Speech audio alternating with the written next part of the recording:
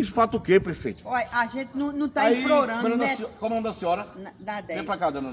Nome? Na 10. Na A, minha, 10. a moradora do lote Emerson Geraldo, ela vai dar a palavrinha e depois vai dar a palavrinha ao meu amigo da Pamonha, né? Paulo. A gente Pode falar, não dona. tá Olha pra câmera. precisando tanto de pissarro. A gente tá precisando do saneamento básico aqui, deles virem fazer o esgoto. É o Isso. esgoto que a gente quer. Porque já faz uns 8 anos que a gente pede esse esgoto a Silvestre. E nada é feito, nada é Só feito. promessa, né? Só promessa. A gente vem fazer, aí vem, mede e nada feito. Aí a gente quer que ele faça aqui, tome uma providência aqui, da gente aqui, porque a gente aqui tá jogado dentro da lama.